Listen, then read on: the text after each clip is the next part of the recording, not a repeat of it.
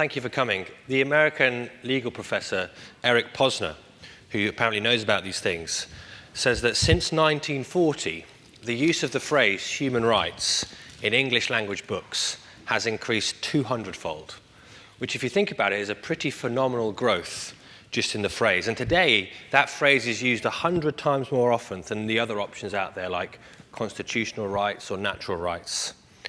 And many, I suppose, would echo Posner's words. This is from a Guardian article in December last year, who says that the incorporation of human rights into international law is one of the great moral achievements of human history. I suppose we'd all echo that when we think about it for a second. Now, one reason why human rights have become so powerful, such a powerful idea today, is because of the incredibly high bar that they put up. Just consider a fairly typical definition of human rights. This is from a sociologist called Christian Smith, who's based in America, got his PhD at Harvard, now works at the University of Notre Dame. This is his definition: that all persons everywhere possess inalienable human rights to life, certain freedoms, respect of conscience, and protection against unwarranted or arbitrary violations of personal property and choices. The enjoyment of these rights is not contingent upon being smart, attractive, wealthy, strong, or any other conditional quality or situation. Simply being a human person endows one with such rights and entitles one to their respect by others. And these rights are such that they place a moral duty on people to honor, protect, and defend not only their own rights, but also the rights of other people.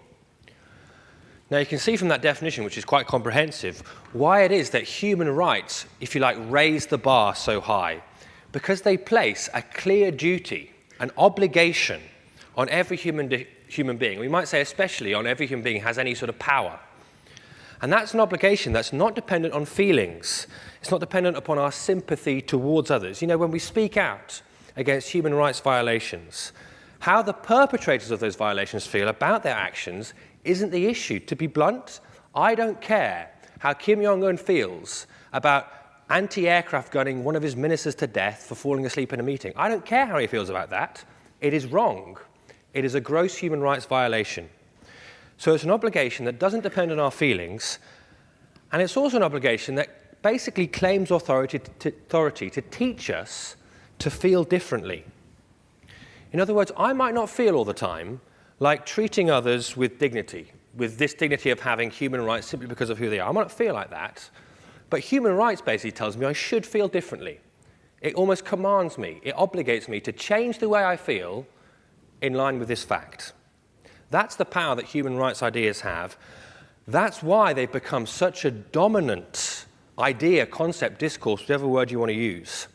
And maybe it explains why in recent days, since our new government has come to power, we've seen such an outcry against, it seems, their proposals to repeal the Human Rights Act.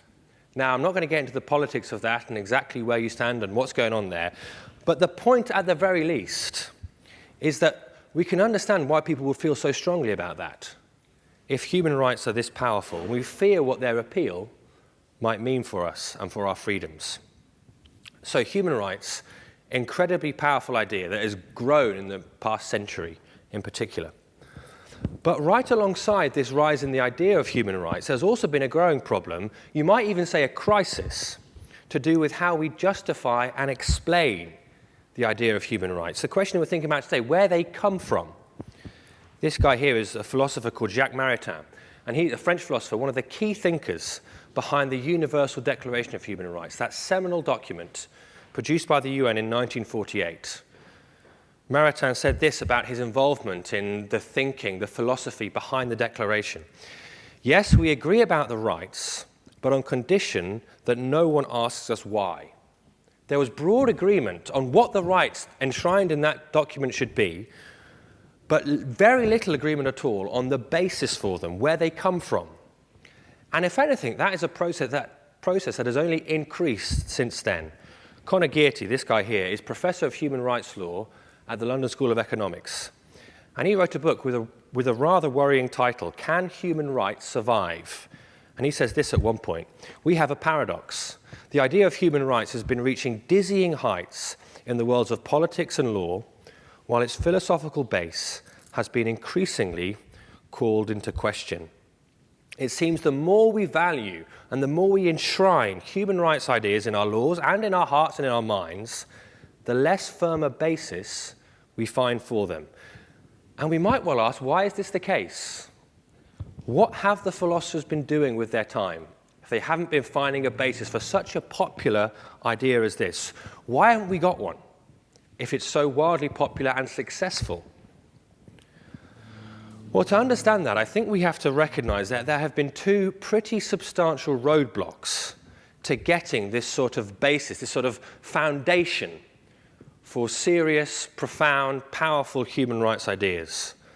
Two factors that have made this search for a firm basis, well, so far at least, you might say even fruitless. And the first idea is this, that most of the original human rights theory came out of Christianity.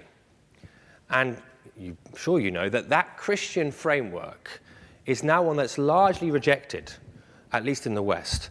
But just consider that Universal Declaration from 1948. I mentioned Maritain, this key thinker behind the Declaration, didn't write any of it, but his philosophy contributed a lot to the ideas that made it in. Maritain was a Catholic philosopher, and he brought his Catholic philosophy to bear on the issues that he was thinking about. Another significant figure was Charles Malik. He was a Lebanese diplomat, and he's generally recognized as one of the key players in the whole declaration and the ensuing commission and so on that was created by the United Nations, alongside Eleanor Roosevelt. And as well as being a diplomat, Malik was an Eastern Orthodox Christian, and in fact a distinguished theologian.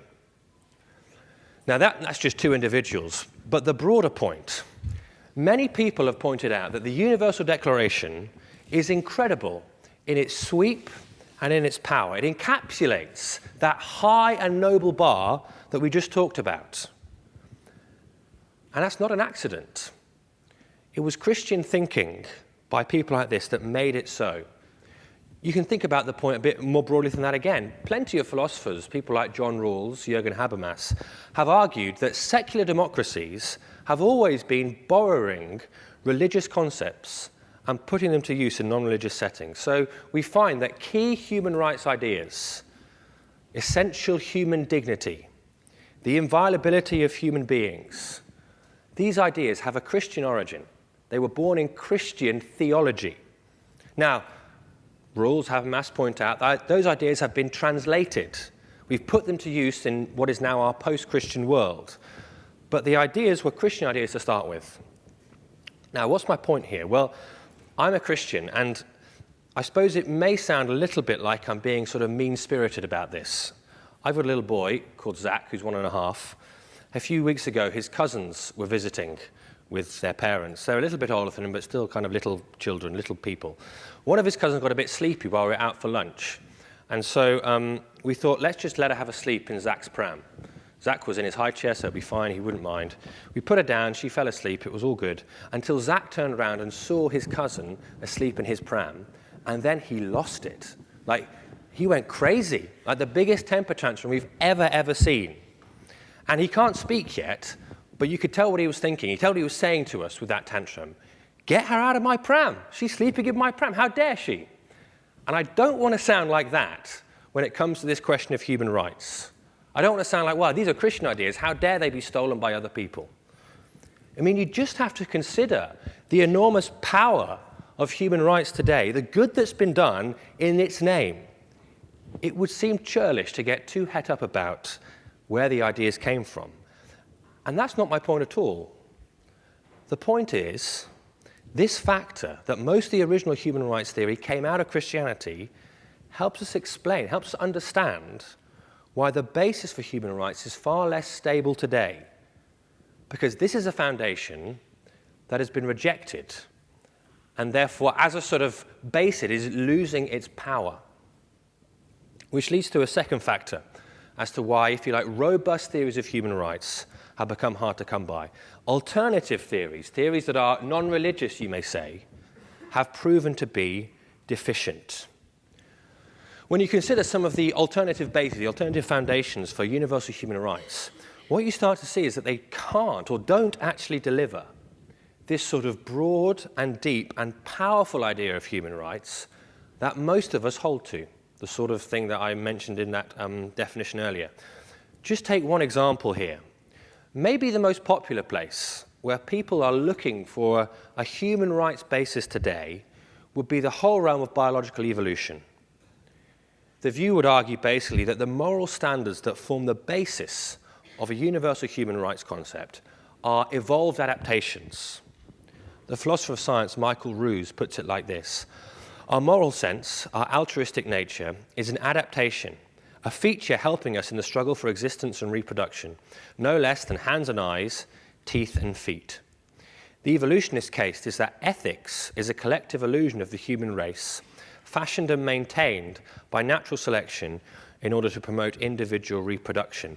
When he says illusion there, it might sound like he's being harsh on this adaptation. I don't think he is. He's just explaining that's how he sees it working.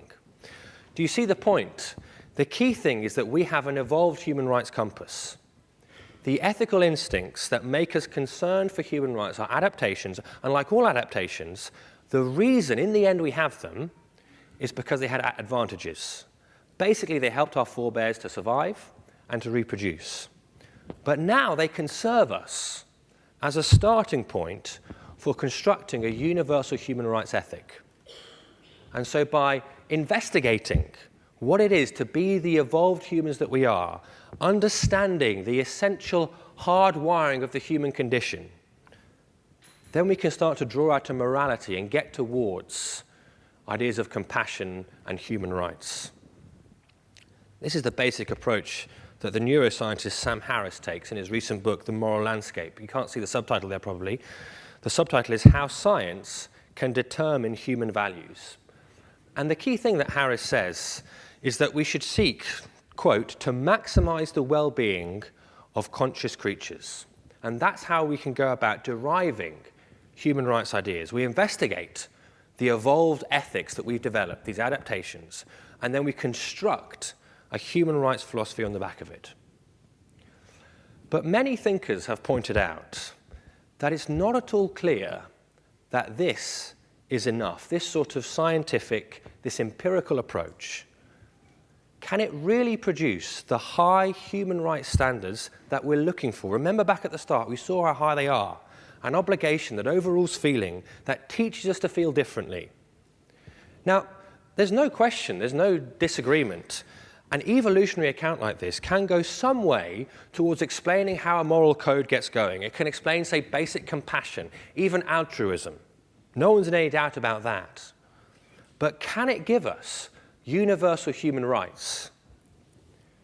Well, it can do so on one condition, and one condition alone, that we essentially assume the high standard from the start.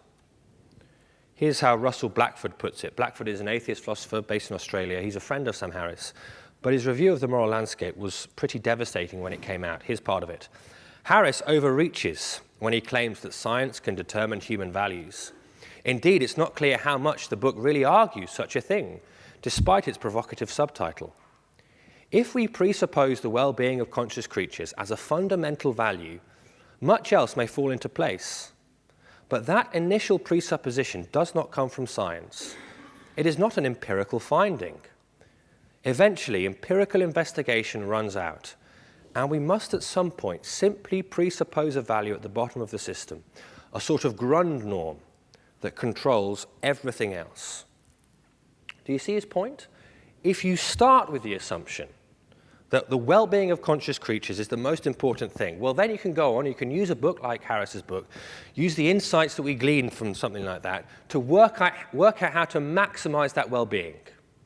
And you may well end up then in the sort of area, the rough area of universal human rights.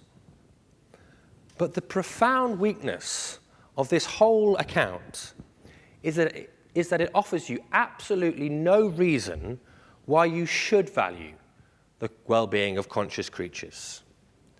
It can tell us where some of the categories might have come from, compassion and so on, but it cannot lead you to universal human rights, not by the standard of universal human rights that we all operate on instinctively, not the standard by which universal human rights have become so powerful and so important. And as you look, this is the rock, really, on which all alternative theories end up foundering. everywhere you look, it's the same issue.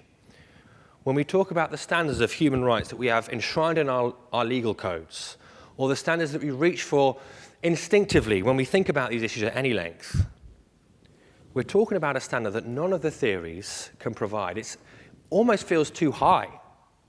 And so all you end up doing is having to presuppose it, to make it up if that doesn't sound too blunt, to make a leap. This guy, you probably can't see him very well, the human rights professor, David Forsyth, puts it well, if quite damningly. We have in the notion of human rights a matter of secular religion, something which is metaphysical and cannot be proved, but often taken on faith. Now, at this point, we might say, is this really so much of a problem? Really?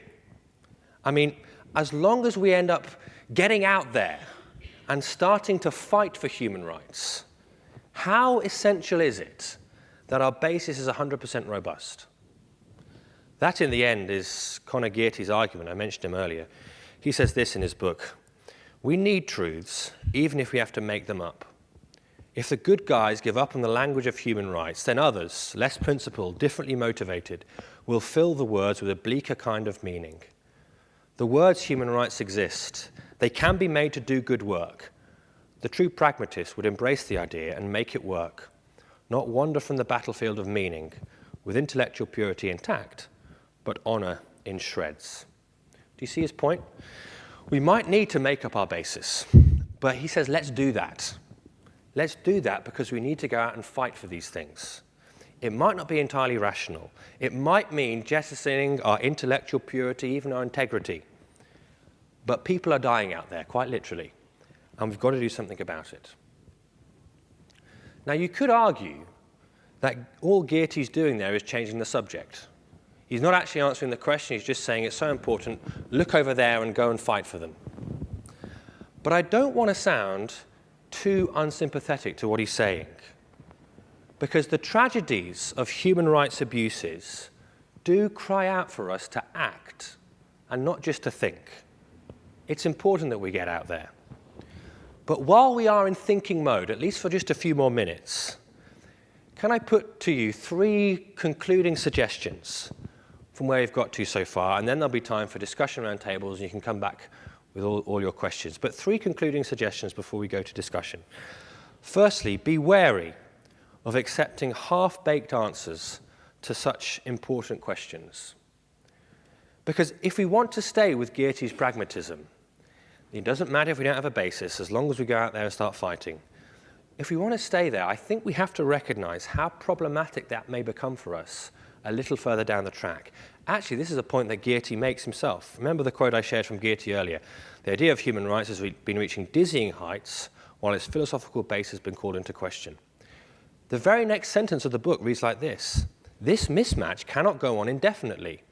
The subject of human rights needs a better answer to the question of the basis of its authority than it seems currently able to provide. And if it fails to deliver such a response, then its medium to long-term future cannot be assured. In other words, this lack of basis is a problem.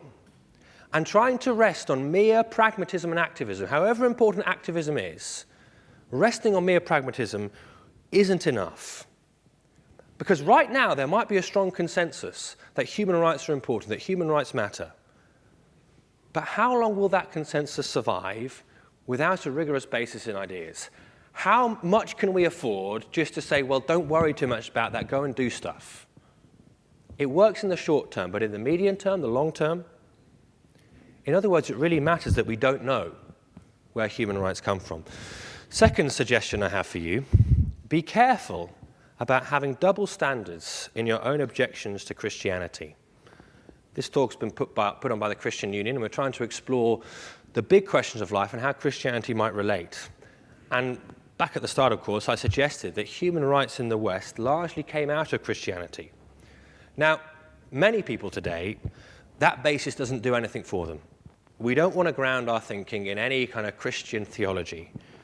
And I suppose one big reason for that, certainly one big reason that I've come across in Cambridge over the years, is that Christianity feels to many people like a sort of wish fulfillment thing, like a sort of blind faith in denial of the evidence before you, believing what you know ain't so, as Mark Twain put it. And maybe you look at Christian friends of yours and you think, I could never have what they have. They're making a sort of leap in the dark when they say they believe in their God. But here's the thing. If you believe in universal human rights, could the same be said about you? If none of the theories get you there, to this high standard we're talking about, if none of the theories get you there, and yet none of us would want to give up on universal rights, could the same be said about you? So be very careful about being inconsistent at this point. If you're prepared to accept universal human rights on the basis of a leap of faith, at the very least, don't look down on your Christian friends when they seem to live by faith as well. So be wary of accepting half-baked answers to such important questions. Be careful about having double standards in your own objections to Christianity. And final suggestion, be aware that the same strong basis for human rights that once existed still exists, by which, of course, I mean this basis in Christianity, that same thing that Maritain and Malik were operating out of when they framed and thought about the Universal Declaration. Now, actually, I don't think that talking about a Christian basis, having a Christian basis, is a sort of irrational leap into the dark. I don't think Christianity is believing what you know ain't so. It can't be empirically proven all the way down, but we've just said neither can lots of things in life. In fact, probably the most important things in life can't be. But it is not binning your brain utter irrationality. And it does offer a robust basis for this high bar of universal human rights that we all instinctively strive towards. And it's a basis that is rooted in the very core of Christian belief. So if you look at the Christian Bible, you find, trumpeted very clearly, that every human being is made in the image of God, and therefore they are to be treated with the utmost dignity and respect, not because of any skills or traits or wealth or influence, simply because they are. And the Bible actually goes even further than that. In the life of the founder of Christianity, Jesus Christ, in the life of Jesus, we find not only this dignity lived out to all human beings, but even more than that, we find this ethic of completely other-centered love and care and compassion, even for Jesus' most hostile enemies, which means that he ends up dying for them. That's why Christians believe Jesus died in the end, because he loves people, even who hate him most and mistreat him most, that they can have a relationship with the God who made them.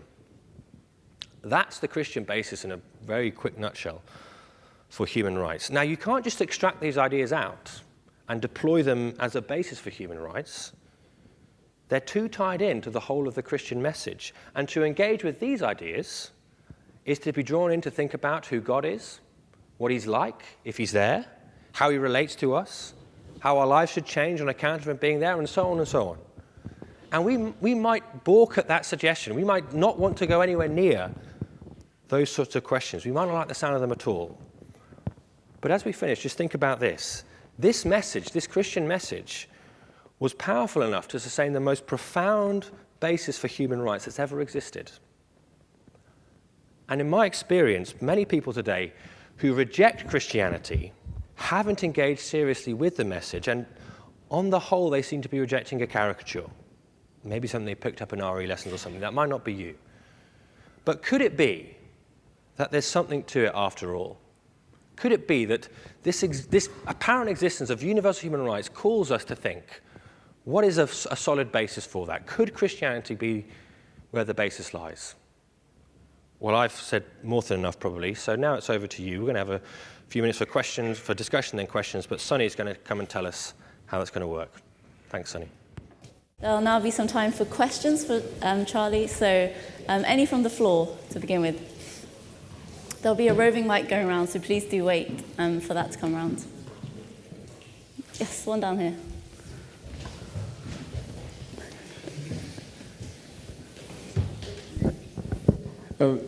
You kind of glossed over this, but could you just go into a bit of a detail as to like the alternative theories for the basis of human rights, and just say a bit on why is it that you feel that they have no foundation or have no proper philosophical basis?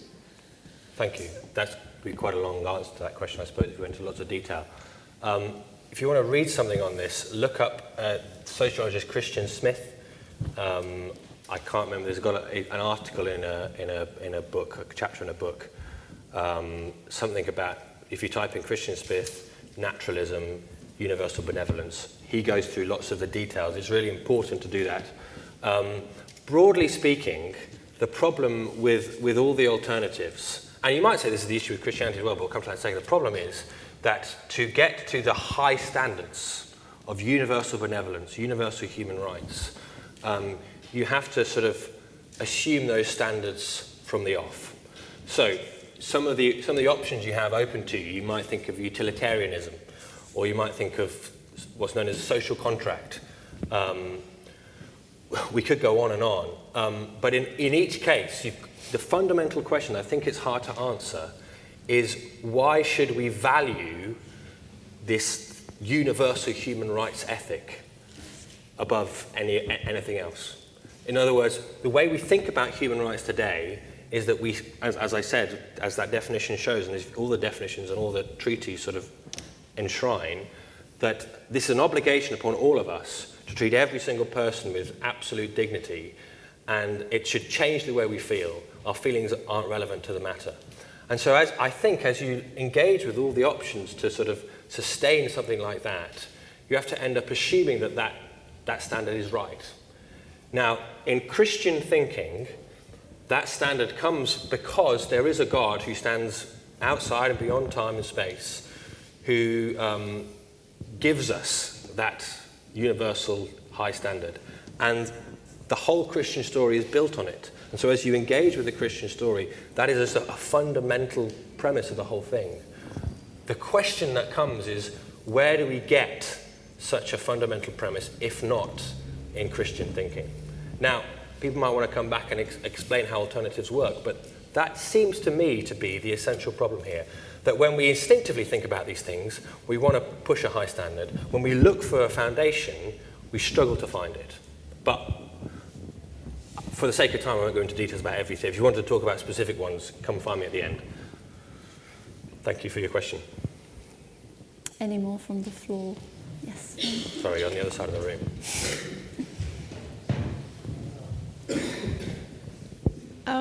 I'm going to ask a question in terms of what Nietzsche was saying. What's the basis for Christian morality in that sense, in Christian ethics? Because Nietzsche kind of thought Christian morality originated from a historical foundation of assuming that the oppressed people want to claim higher moral ground in order to make the oppressors feel guilty. Right. But can we trust Christian morality to an extent that holds true for trusting human rights foundation in Christianity as well? Thank you. That's a good question. Nietzsche is the really important guy here. And if you start engaging with Nietzsche or any of his sort of disciples, what you find is that he is brutal in his treatment of our sort of typical ways of thinking about morality. And he totally dismantles them.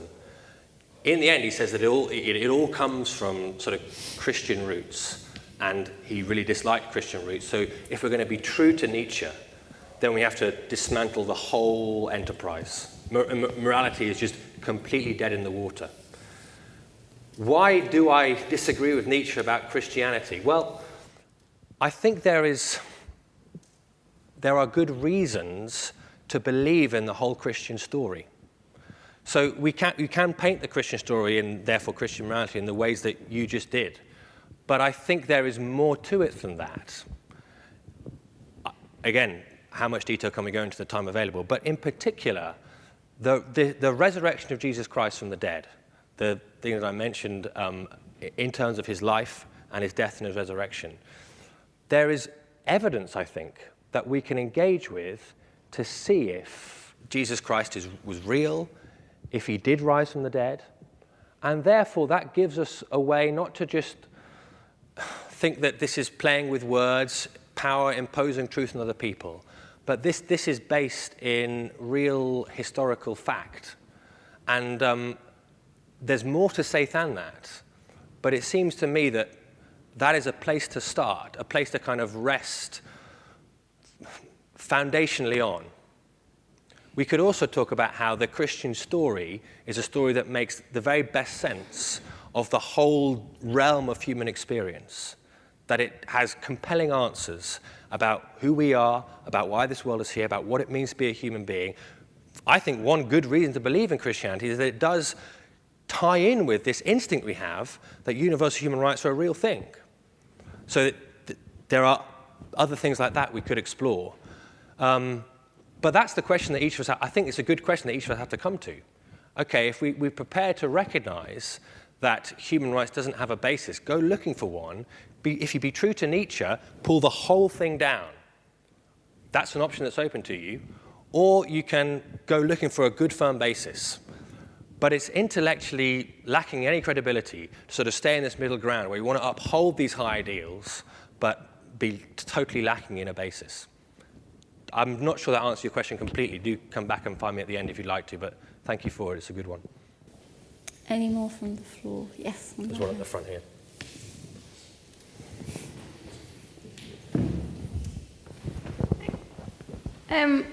How would you explain the existence of ideas about human rights in areas of the world where Christian philosophy hasn't underpinned the history of development of ideas, like, I guess, in Eastern philosophy?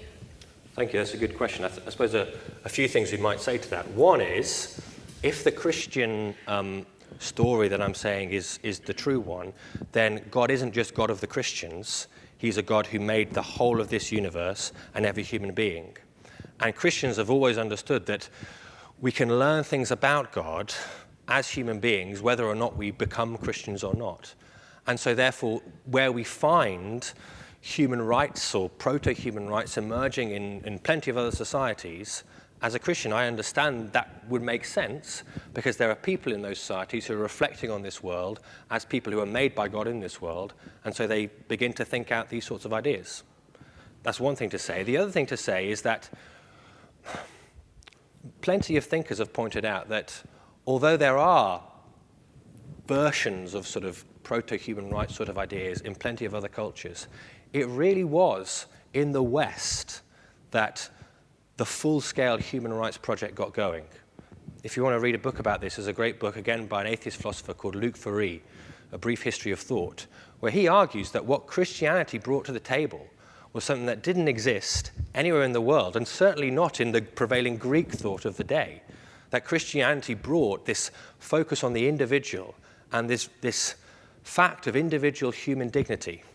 And that helps explain not only why human rights got going, but why our whole democracy and the whole ideas about democracy that it kind of have gone on to today exist the way they do. So those are two answers. I think I can explain to some extent why there are other sort of proto-human rights ideas around, but I can also understand why in the Christian West, human rights really got going the way it did. Now, we might have other explanations for that, but I hope that makes some sense of answering your question. Thank you for it. Have you got time for another? Yeah, one more quick question. At the back.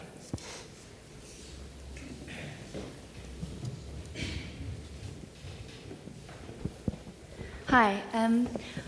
I was just wondering, if you think Christianity is the basis of human rights, do you think that Christianity can help us resolve conflicts between human rights, which are sort of difficult to decide between? So, for example, if you've arrested someone who is suspected of having kidnapped someone else, then you have to balance, for example, the right to life of the person who they've apparently kidnapped against the right not to be tortured, for example. If you could torture that suspect in order to find out where the victim of the kidnapping is. And I wonder how Christianity can help us, if at all, between balancing two rights, such as the right not to be tortured and the right to life. Yeah, thank you. That's a good question.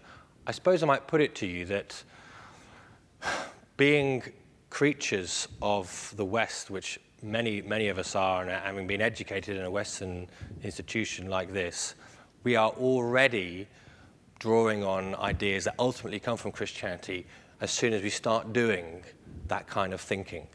So I think that the whole sort of enterprise of working through these tricky questions is important and necessary, and if I can push that a bit further, can really only be done if you take from Christian ideas that give you this high human rights bar. Nietzsche wouldn't be bothered with that kind of question. That just, I'm not too fussed about it. So I suggest that we're already drawing on Christian thinking as soon as people that we are here start doing that thinking. And yes, beyond that, I think we can do some explicit thinking about the way that the Christian story affects answers to questions like that and how we process them. I mean, again, maybe not time to go into lots of details, but there are philosophers who operate from a Christian worldview, people like Jacques Maritain in the 1940s, people today who would be thinking about these things in some detail, and we can go and read them and explore them further. The danger is that we sort of see that they're Christians and we dismiss them. I think they're just faith heads and got nothing to say to us. I hope I've persuaded at least some of you that that doesn't really stand up. That doesn't really have intellectual integrity to do that. Probably more I could say, but for the sake of time, maybe stop there. And if you want to talk more, come and find me at the end. Sonny. Great, yeah, I think that's about all we've got time for. I'm really sorry that we didn't get through all your questions. As Charlie said, he will be at the front, so do come chat to him about any of the things that you'd like to. Also, do chat to those around you. If you've been to several of the talks that we put on, or in fact this is the first time you've been here and you'd really like to chat more about some of the things that we've touched upon, please do get in touch with us and let us know. The way to do this is really easy. If you pick up these feedback forms on your table, you'll notice there's a box saying I'm interested. Do tick that, leave your name and email, and someone from the Christian Union in your college will get in touch with you over the next couple of days. This is just a chance to meet up, maybe over a cup of coffee or something, and have a chance to chat more personally and deeply about some of the things that we've touched upon. Big Questions is all about discussion. So if you turn over the feedback forms, we've asked, how would you answer today's question? Do fill those in, and we'd really like to hear what your thoughts are on this topic. And if you pop those in the feedback form at the back, next to the feedback box at the back, next to the box there'll be lots of Christian books. These are written by Christians to help you think more about some of the things that we've touched upon, as well as more general questions, general big questions that we have about life and faith. So if you're here today as a guest of the CU, they're completely free. So do have a look, and if any of them take your fancy, do grab one on the way out. These talks that we've put on this term will be up online. Check out the Cambridge Intercollegiate Christian Union Facebook page, and hopefully in the next few days there'll be a link that you can follow if you'd like to catch up on any of the ones that you've missed. For now, if you have to rush off to a lecture, please do feel free to go, but do stay and chat if you'd like. There'll be some snacks coming around tables, and have a lovely rest of the Friday. Awesome. Thank you.